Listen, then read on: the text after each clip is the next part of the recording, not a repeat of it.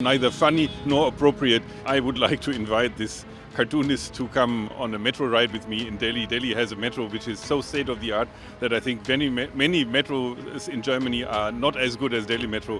भारत हाल ही में दुनिया का सबसे बड़ा आबादी वाला देश बना है।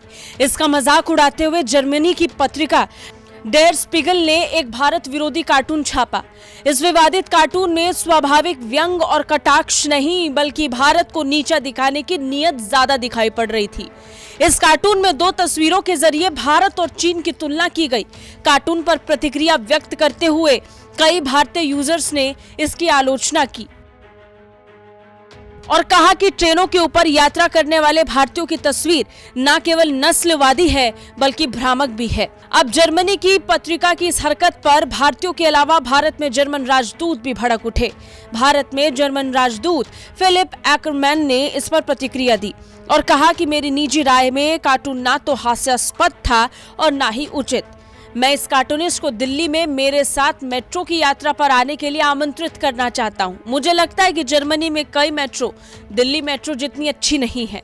Neither funny nor appropriate. It plays with very old-fashioned cliches, and I would like to invite this cartoonist to come on a metro ride with me in Delhi. Delhi has a metro which is so state of the art that I think many metros in Germany are not as good as Delhi metro, and the same is valid for the train system.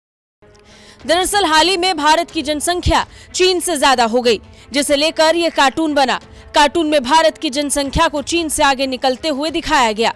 यह cartoon देख भारतीय भड़क उठे थे। Cartoon में train की 2 तस्वीरें दिखाई गई। भारत विरोधी इस कार्टून में एक ओवरलोडेड ट्रेन को दिखाया गया जिसके ऊपर भारतीय तिरंगा लिए बैठे हैं, जबकि एक अलग ट्रैक पर चीनी बुलेट ट्रेन दिखाई गई। इस कार्टून के जरिए चीन की तकनीकी प्रगति को दिखाया गया, जबकि भारत को चरमराते हुए इंफ्रास्ट्रक्चर के साथ पेश किया गया।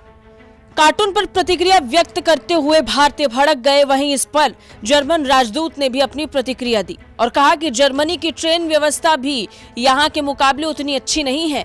उन्हें भारत के बारे में थोड़ी और जानकारी लेनी चाहिए और जानना चाहिए कि उनकी रेलवे प्रणाली कितनी अत्याधुनिक है। ब्यूरो रिपोर्ट, भारत तक।